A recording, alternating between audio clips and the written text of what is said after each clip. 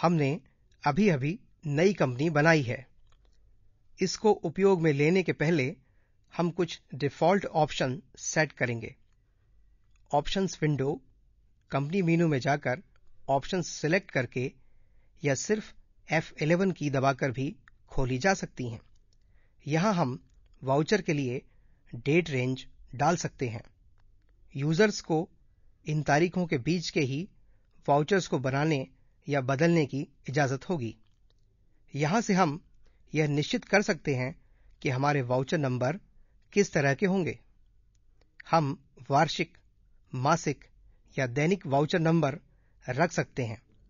दैनिक की स्थिति में वाउचर नंबर रोजाना 1 से शुरू होंगे और वार्षिक की स्थिति में हर नए वर्ष में 1 से शुरू होंगे।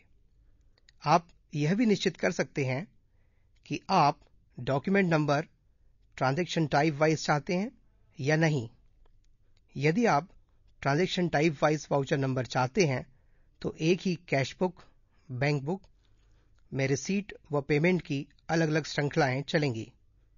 वह सेल्स व परचेज बुक में सेल्स व सेल्स और परचेज रिटर्न के लिए अलग अलग डॉक्यूमेंट नंबर होंगे।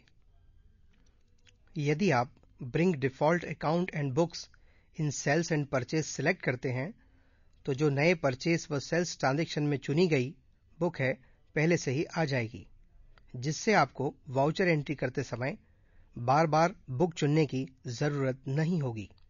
यदि आप इसे सेलेक्ट नहीं करते हैं तो जिस भी बुक में आपने आखिरी में काम किया होगा वही बुक नए वाउचर्स के लिए आ जाएगी। यहाँ आप यह निश्चित करते हैं कि परचेज वाउचर में पैसों को आप दशमलव के बाद कितने अंकों तक राउंड ऑफ करना चाहते हैं। यदि आप सिर्फ रुपयों में कीमत रखना चाहते हैं तो यहाँ 0 चुन लीजिए। आप चुन सकते हैं कि परचेज एंट्री के वक्त आप नरेशन भी चाहते हैं या नहीं। इसी तरह से दूसरी जानकारियां भी ऑप्शनल हैं, जैसे ट्रांसपोर्टर, फ्रेट, शॉर्टेज और क्लेम, गुड्स रिसीट नंबर और तारीख व एलान नंबर और तारीख आदि। परचेज की ही तरह आप सेल्स वाउचर के लिए भी ऑप्शंस सेट कर सकते हैं।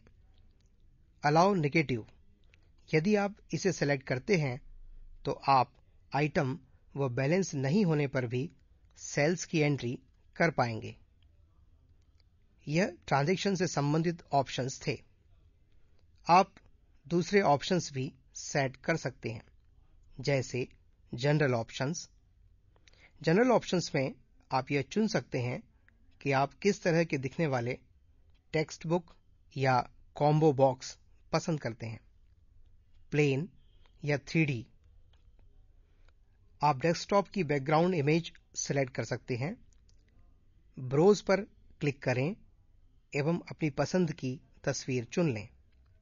यदि आप हरियाली पसंद करते हैं तो आप इस तरह की कोई भी पिक्चर चुन सकते हैं।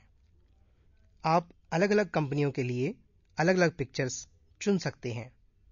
यदि आप अपनी कंपनी का लोगो चुनना चाहते हैं तो आप लोगो भी चुन सकते हैं। अकाउंट्स पेज पर आप यह चुन सकते हैं कि आप इंटीग्रेटेड अकाउंट्स व इन्वेंट्री रखना चाहते हैं या नहीं। यदि आप इंटीग्रेटेड अकाउंट्स व इन्वेंट्री रखते हैं तो प्रॉफिट व लॉस अकाउंट में आइटम्स का क्लोजिंग बैलेंस कैलकुलेट होकर आ जाएगा। यदि आप इंटीग्रेटेड नहीं रखते हैं तो आपको इन्वेंट्री मेनू के स्टॉक वैल्यूएशन ऑप्शन का उपयोग करके क्लोजिंग स्टॉक की वैल्यू डालनी होगी। यहाँ आप चुन सकते हैं कि नेगेटिव क्लोजिंग बैलेंस वाली आइटम्स की वैल्यू 0 माने।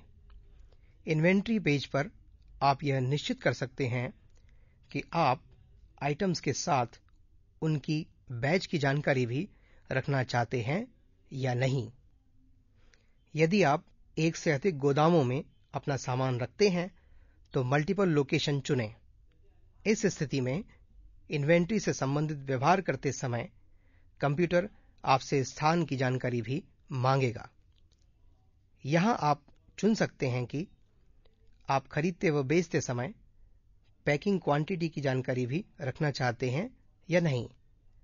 प्रिंट ऑप्शन पेज पर आप चुन सकते हैं कि आपकी रिपोर्ट कहाँ बनेगी, वाउचर्स कैसे दिखेंगे और विक्रय बिल आप कोरे कागज पर छापना चाहेंगे या छपे हुए कागज पर। इस तरह हम कंपनी से संबंधित ऑप्शंस सेट कर सकते हैं।